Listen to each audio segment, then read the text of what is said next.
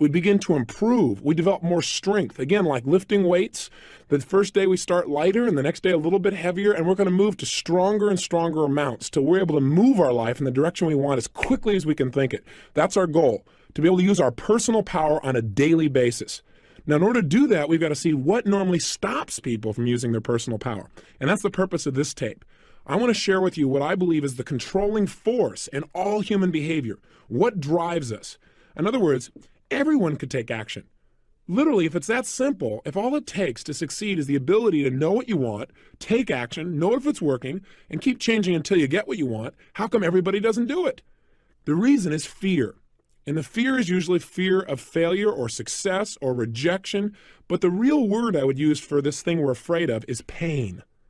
I believe that every single person on this earth is driven by two forces. Number one, their need to avoid pain.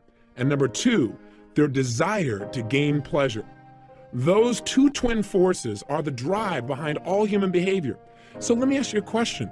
My guess would be this isn't the first set of self-improvement tapes that you've invested in your lifetime. Did you really use the last set you invested in? My hallucination is the answer is no, you didn't use them at least at the level you could have. And the reason I quote-unquote hallucinate that is I've found out the statistics show that less than 10% of the people who purchase tape programs ever listen to them in their entirety. That just blows my mind. Somebody's invested money, time, they wanted a result, but they didn't follow through. Or worse, they invested in a program and they listened to it and then they didn't use what they listened to. If there's anything that I'm going to try and push you to do as your friend and as your success coach, if you'll let me be that for you in this program, it's to get you to act on everything we talk about, to keep the ideas simple and focused, but get you to use them. See, you don't have to have a complicated idea to make a difference in your life. What you need are ideas that you apply. And that's what we're really going to go for 1,000% in this program. But the question is, how could somebody go to school? How could somebody go to a seminar? How could somebody read an excellent book and still not produce the results? So why didn't I follow through? I obviously wanted the results that I knew this book could give me. Why haven't you followed through on some of the things you know you really want? Why not? Why haven't you used your personal power and taken action? What has prevented you from taking action? And I would suggest to you it's what this tape is about. The two controlling forces have directed your life and kept you at times from taking action. And those forces again are the twin forces of pain and pleasure. Remember, everything we do in life, we do out of our need to avoid pain or a desire to gain pleasure. I'll give you an example. I don't know if you're a lady listening or a gentleman, but when I speak to audiences, I'll invariably ask the ladies in the audience, please raise your hand if you put on makeup today. Do you know that 90% of the audience will raise their hand? Many times 99. Now, think about that. Why do they put on makeup each day, or why do you if you're a lady? Why? Is it because you wake up in the morning and say, look in the mirror and say, God, I love this process? I doubt it very seriously. Why you put it on is for one of two reasons. You put on the makeup because in your mind you say, you know, putting on makeup makes me feel more attractive. So what is that doing? Why are you taking action? To gain pleasure. Or you might say, well, gosh, when I put on makeup, people think I'm more attractive. They feel more attracted to me, which again makes you feel good. It makes you feel a pleasurable type of feeling. That's why you do it. Now, some people wake up in the morning and that's not why they put on makeup. Some women wake up in the morning and they say, how come men don't have to do this? Right? But they still do it. Why? Because their brain says, well, if I don't put it on, somebody's going to say, what happened to your face? Right? And some people, of course, do it for a combination of the two. The point is, the only reason they put it on is to avoid pain and to gain pleasure. Some combination of those things. Hey, have you ever procrastinated? You say, what a dumb question. Of course. What is procrastination? It's the opposite of using your personal power. It's being immobilized. It's needing to do something and not following through. I call it the silent killer because it grows on you. It just kind of creeps along until pretty soon it's taking control of your life. Pretty soon you find yourself immobilized in a bunch of areas and you don't even realize it. You don't even notice all the freedom you've given up just because of procrastination. So what is it though? Why do we procrastinate? Why do we not use our power, which is what we talked about in the first tape? Let's figure out what stops us. The reason is when we procrastinate, it's because we think that taking action, whatever action we're putting off, that taking that action would be more painful than doing nothing or not taking action. That's the bottom line. In other words, by not taking action, now, where else do they affect you? Well, let's take a look. Do you overeat? Some people say, well, I'm going to go on a diet. Yep, I'm just going to go out there and I'm going to starve myself and then I'm going to be real skinny. How often does that work? Now, I'd say slim and none. In fact, studies show that 95% of the people who go on a diet within 2 years have not only gained the weight back, but have also usually gained an additional 2 pounds beyond the weight they were on when they went on the diet in the first place. See, trying to create more pain in your life rarely works because I got to tell you something. The need to avoid pain is biological. It's built into your nervous system. Why? Because it's a survival mechanism. And your brain is going to fight like crazy anytime it sees that you're asking it to do something that's going to lead to pain. So what do we need to do to change our eating patterns? What do we need to do so we get permanent weight loss and we have the physical health we want? Well, the first thing I would do if I were you is I'd find some of the foods that you're obviously addicted to. In other words, foods that you eat on a regular basis and you eat them in excess. Why do you eat them in excess?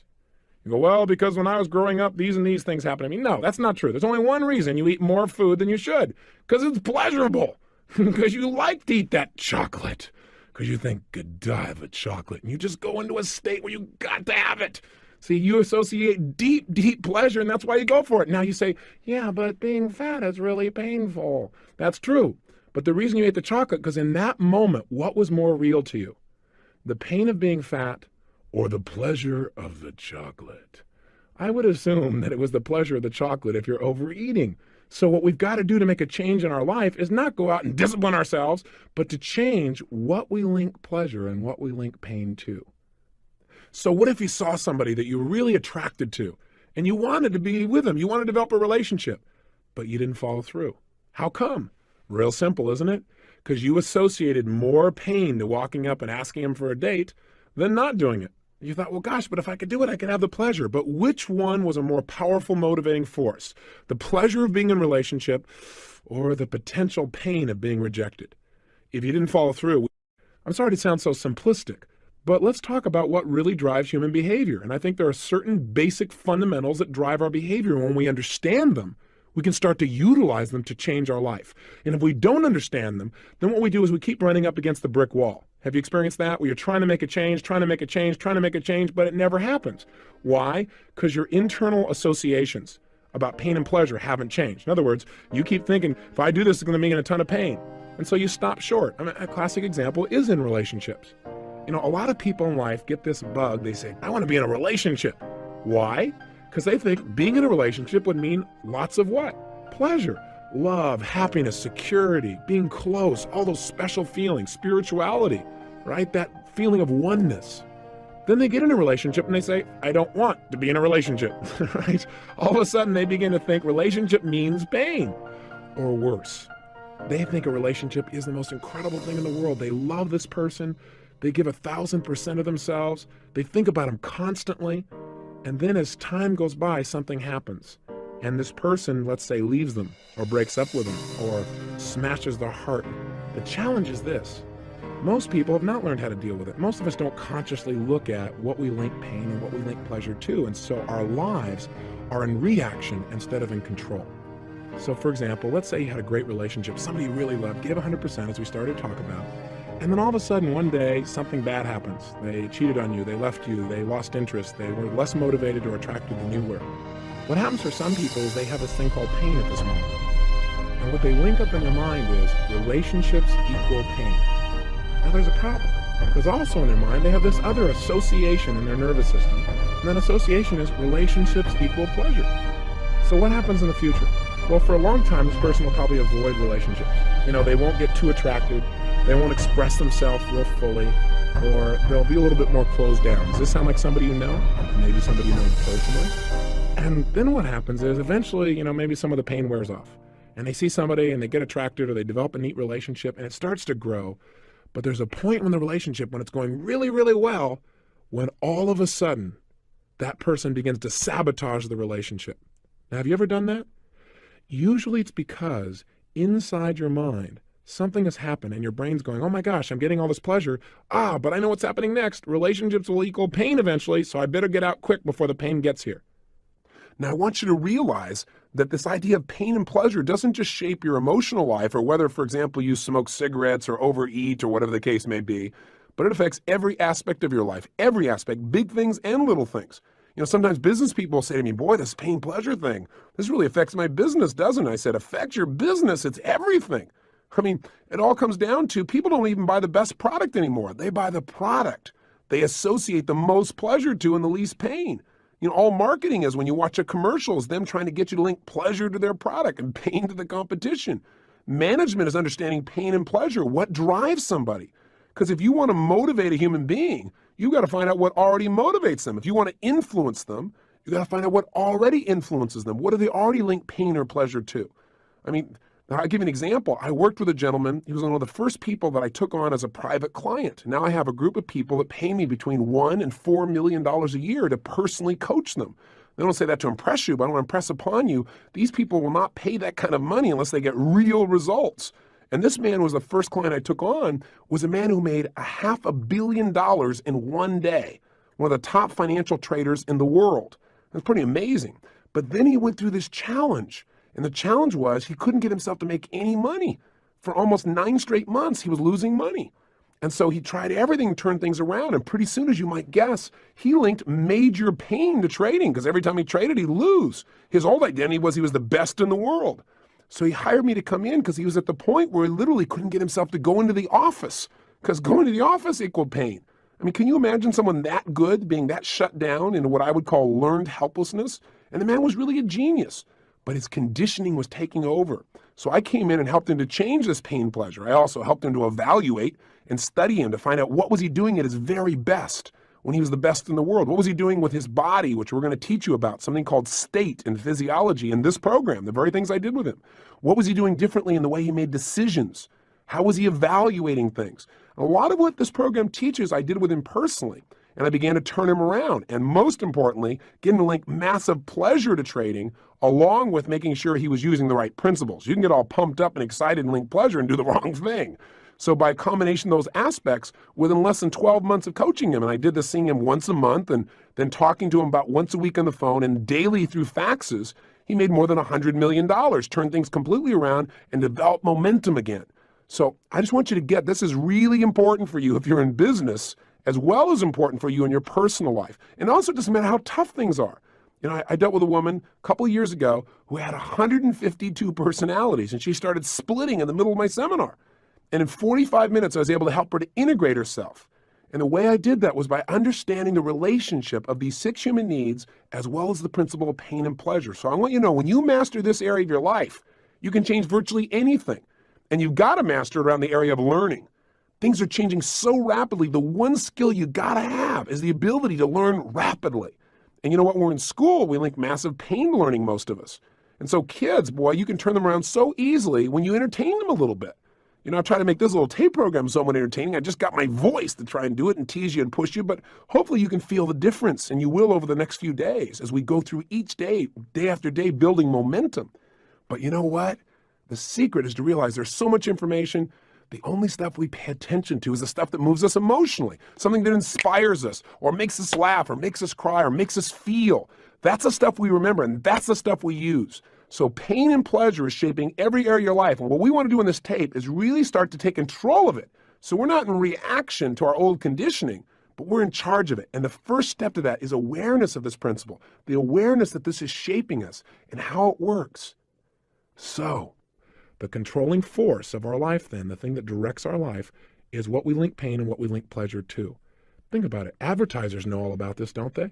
Advertisers know that if we're going to get people to take action, to use their power to buy things, we got to get them to associate pleasurable feelings to our product or show them how they can eliminate some pain they already have by buying our product. Think about it. Isn't that what they really did in those old AT&T commercials? AT&T tried to give you the pleasure and the pain. What'd they do? They didn't come on with a commercial and say, listen, I know you miss your mother, call her. No, no, no. First, they took out a big knife and they stabbed you in the chest with it, right? They came out there and they showed this poor old lady saying, gosh, my son hasn't called me in forever. I miss him. He probably doesn't even love me anymore. Oh my gosh, I'm being left alone. So all the grandmas in the world start to feel pain because they realize their son hasn't called them in at least 15 minutes. On the other side, right, here is the sons out there in the world and or daughters who are watching this going, guilt, guilt. Oh gosh, I've been busy. Oh gosh, I need a call and everything else. And pretty soon what happens is In the same 30 seconds after making you feel all this pain for not calling, they then show you that by calling, you'll get what? Pleasure.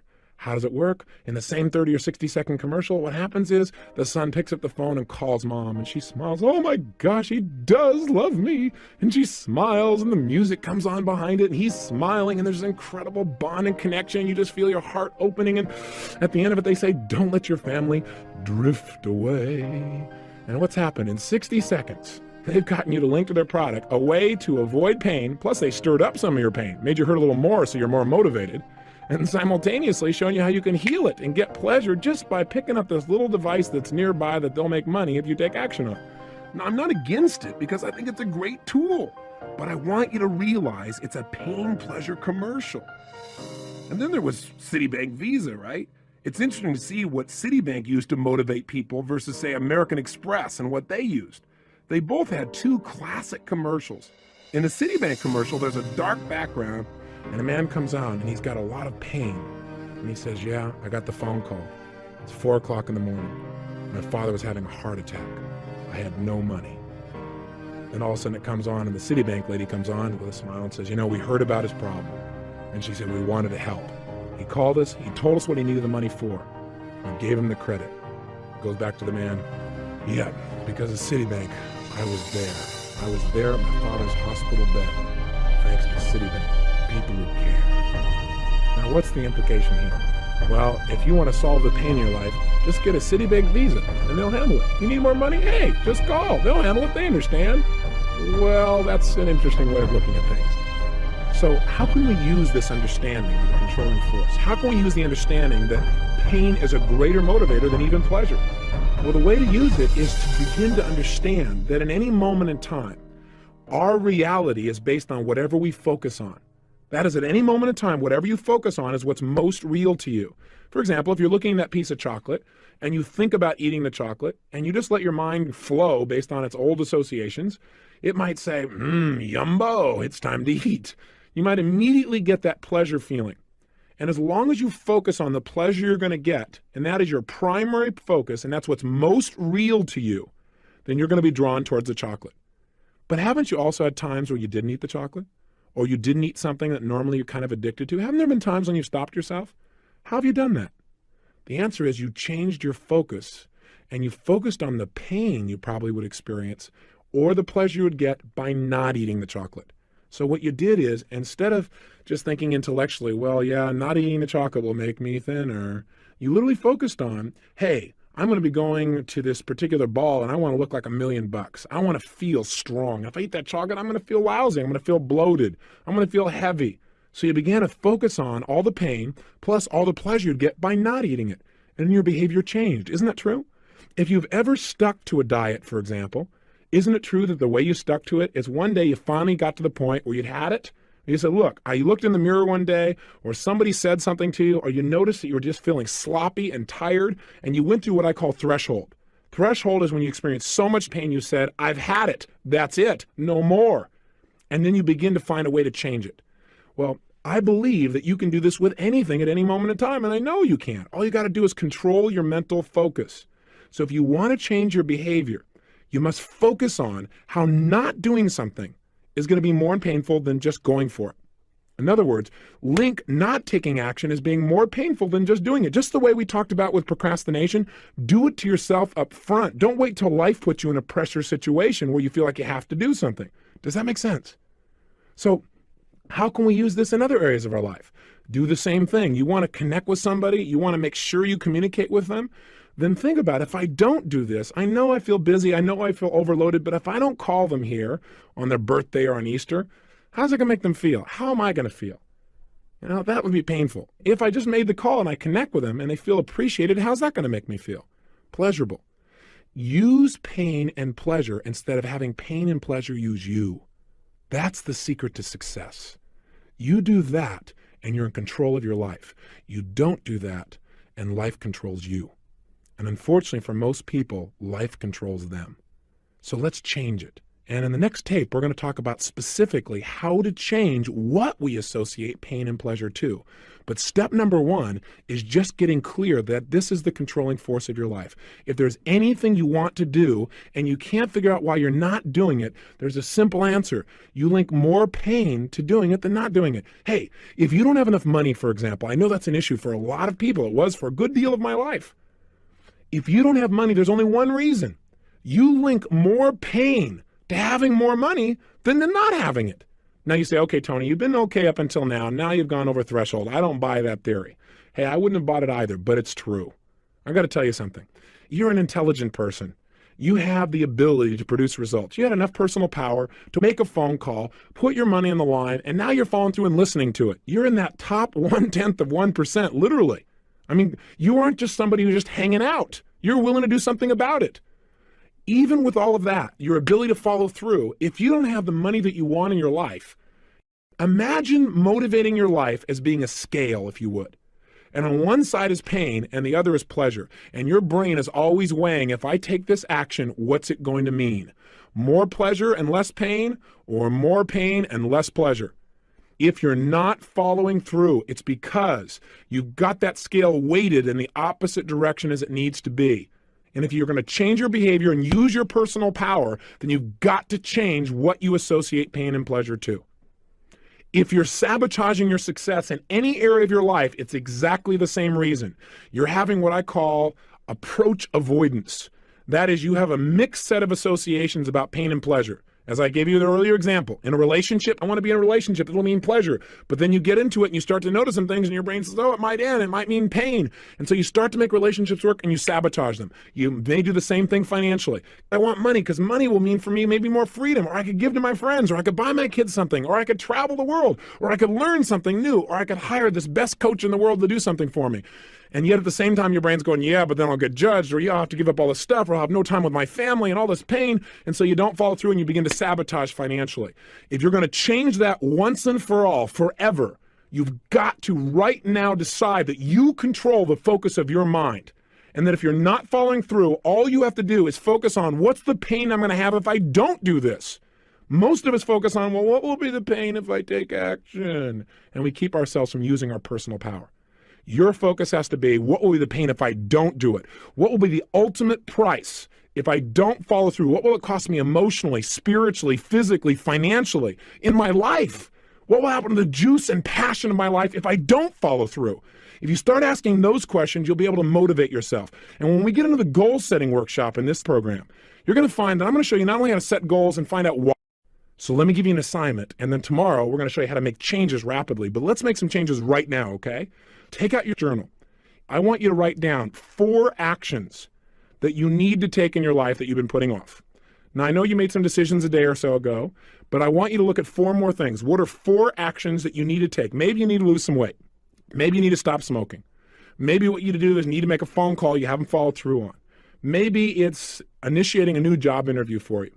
Maybe what it is communicating to somebody that you really, really are attracted. Or maybe it's you're in a relationship with somebody and you haven't communicated how much you really love them in a long time, real directly. You kind of taken it for granted. I don't know what it is. But I want you right now to write down what are 4 actions that you could take immediately that you've been putting off. You know you should take, but you haven't done it. Again, make these 4 different than the ones you already did yesterday. Don't go, oh, I did 2 of them yesterday, so that means I have to do 2 more today. No, remember I said each day we're going to do a little more? We're going to increase the weights. We're going to develop more muscle, more will, more power. That's what we're doing right now. So you're going to write down 4 new actions, right? 4 simple actions that you're going to take. And then what I want you to do is I want you to be honest with yourself. I want you to write down under each action that you've not taken that you know you should. I want you to write down what is the pain that you associate that's kept you from taking action in the past. Let's just get clear. Because I guarantee you that if you've not taken action, it's because you associated more pain to taking action than not. Okay, you've heard that about 19 times, but you're going to hear it again and again until you start to use it. You know, I once heard a story about this great minister, and people came to his church and they listened to him, give this great sermon. And it was a phenomenal sermon. And then they came back the next week and he got up and gave the same sermon. And the third week it was the same sermon. And after about 5 sermons in a row of the exact same sermon, a couple of the elders in the church decided to pull the minister aside and see if he was okay. And they said, sir, I don't know quite how to communicate this to you, but are you aware that some of what you've been saying has been pretty much identical as to what you said last week and the week before and the week before? And the minister just smiled very calmly. He said, oh, I'm glad you noticed. I said, well, why are you doing that? He said, I'm going to keep doing this sermon until you guys start applying it. So if I sound like I'm giving a sermon that sounds like the same one, it is. We're going to make sure you apply it and make sure you embed it. So 1, write down the 4 actions. 2, make sure you write down what is the pain that you've associated with doing this in the past, and just be honest with yourself. And if you say, Tony, I have no pain associated to it, well, then think a little stronger. Maybe the pain is simple. Maybe it's like, well, the pain of taking the time. It'd be more painful to take the time to do it than other things you're really more caught up in and that you think will give you more pleasure. But write it down. 3rd step, I want you to write down all the pleasure you've gotten by not following through. Because sometimes by not following through, it's giving you pleasure too. You go, well, I don't understand. Well, let's say, for example, you think you should lose some weight. And that specifically, in order to get that done, one of the actions you should take is to stop eating mass quantities of chocolate or sugar or cake or whatever it is, okay? Now, why haven't you done that? Well, answer number 1, because you associate pain to dieting. In fact, what are the first 3 letters in the word diet? That ought to give you a clue why most people want to avoid it. They feel like they're dying. The bottom line is that's kind of painful. So what have you done? You've associated taking something away. Loss equals pain for most of us. If we feel like we're losing something or giving something up, we feel like losing weight, it's going to be painful. So you go, well, gosh, I would be taking something away. I would be taking away things I used to have pleasure eating. So that's pain. What are all the pains that you would associate? Step 3, what's the pleasure you get by still eating? Well, you get the pleasure of eating chocolate. You get that momentary feeling inside. So that's step number 3. Step number 4, I want you to write down the opposite. What do I mean by that? What I mean is I want you to write down what it will cost you if you don't change. That is, if you don't stop eating chocolate in mass quantities, if you don't stop smoking, if you don't make that phone call that you know you need to make, if you don't start consistently working out each day, if you don't go out and really make an effort, even though it may be difficult, to get through to that person who in the past has made you mad. If you don't do that, what's it going to cost you? And be honest with yourself. What will it cost you over the next 2, 3, 4, or 5 years? What's it going to cost you emotionally? What's it going to cost you in your self-image? What will it cost you in your physical energy level? What will it cost you in your feelings of self-esteem? What will it cost you financially? What will it cost you in your direct relationships with the people you care about most? And I really want you to hone it down. And how does that make you feel? In other words, don't just go, well, it'll cost me money. Well, I will be fat. That's not enough. You got to remember, what drives us are our emotions, not just our intellect. So get emotional about it.